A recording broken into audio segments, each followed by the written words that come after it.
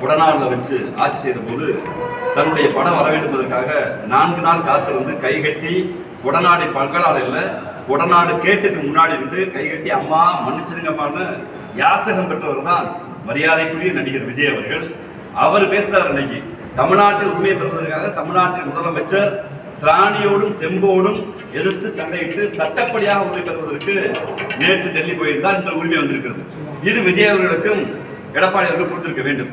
நீங்க உங்க படத்துடைய படம் திரைக்கு வரணுன்றதுக்காக கொடநாடு குழுல 4 நாள் காத்திருந்து கேட்டுக்கு வெளியில செல்வி ஜெயலலிதா அவர்களிடம் உங்க சுயமரியாதை அடமான வச்சு, அதாவது நீங்க உச்சபட்ச நடிகர், மாற்ற வேண்டும் என்று சொல்லுகிற ஒரு நடிகர், மாற்றம்னு சமூக மாற்றத்தை ஏற்படுத்திய, சமூகத்தில் விடுமுறை மக்களுக்கு அதிகாரம் கொடுத்த, தமிழ் மீது புரட்சி ஏற்படுத்தி தமிழர்களுக்கு ஒரு புத்துணர்ச்சியை கொடுத்த திராவிட முன்னேற்ற கழகத்தின் மீது புதிவாரி கூட்டிட்டு தன் தந்தையாரை கூட்டிட்டு போய் கொடநாடு கேட்டு வாசல்ல இந்த டீ எஸ்டேட் முன்னாடி ராத்திரி 9:30 மணிக்கு செல்வி ஜெயலலிதாவை சந்தித்த ராணியோட விஜய் சொல்லியிருக்கிறார், நீங்க குடும்ப நலனுக்காகனு, இது தமிழ்நாட்டு நலனுக்காக தமிழர் நலனுக்காக எங்களுடைய தலைவர் சென்றிருக்கிறார்.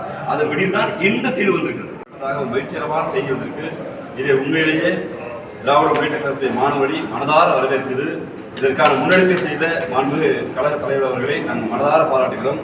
தலைமை என்பது இந்த மண்ணுக்காக மக்களுக்காக போராடுவதுதான். ஒருபோதும் தமிழ்நாட்டை தமிழர்களை அடமான வைத்து தன் கட்சி பதவியை பாதுகாத்து வருகிற எடப்பாடி போன்ற தலைமையாக இருக்க முடியாது.